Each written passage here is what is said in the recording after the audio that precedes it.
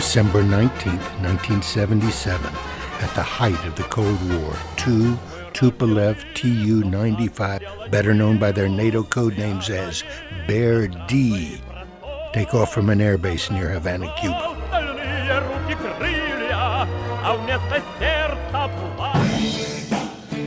Hours later, aboard the aircraft carrier the USS Saratoga CV-60, two F-4 Phantoms of VF-31 are catapulted into the sky to intercept them. Lieutenant Junior Grade Edmund D. Windmill Holland. Standing alert was boring and sometimes cold and uncomfortable, but the possibility to launch and intercept an enemy aircraft that in wartime was capable of sinking our ship was exciting.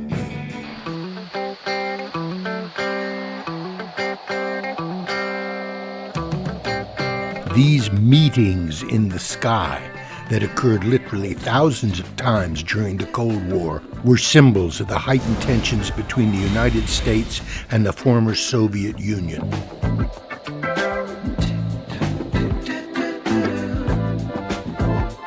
These bears would fly reconnaissance missions from Moscow and later Havana, Cuba, flying down the central Atlantic Ocean and along the eastern seaboard, taking photographs of all the major vessels of the U.S. Navy and, most importantly, of its capital ships, the aircraft carriers. Soviet Navy navigator Pavel Burmistrov of the 392nd Regiment.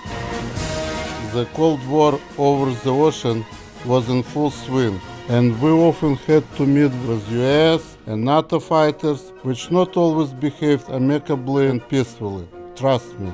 Once in the sky, both sides would start taking photos of each other to get a better understanding of each other's military advances, often with comedic results. Journalistic media then frenzied the publishing of these strange photographs, and the Bear D quickly became a symbol of the tensions reigning between the two countries during the Cold War.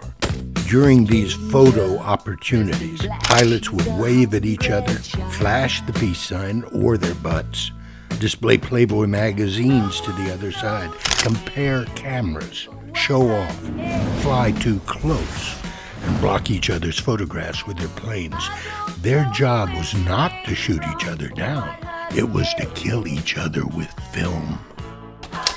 We knew that American pilots in air usually did not behave toward us too friendly, and now such extravagance. Lieutenant Dean Rattler Steele of VF-31. I do remember my backseater, Lieutenant J.G.E. Holland, carrying a Playboy centerfold and pointing towards Cuba when showing it.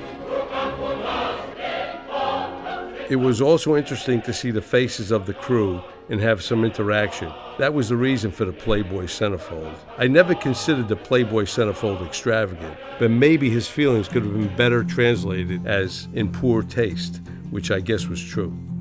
One thing that nobody realized at the time was that these pilots had no animosity toward each other. They were all pilots with a job to do, and do it well they did. And where have you been, my darling young one? I've stumbled on the side of 12 misty mountains. I've walked and I crawled on 6 crooked highways. This film will strip away the misunderstanding and layers of ignorance that has accumulated over the years since the Cold War, and reveal common human values that all people share.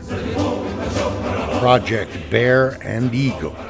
For the first time in history, U.S. and former Soviet veteran pilots reunite more than 30 years after their first encounter in the air at the height of the Cold War.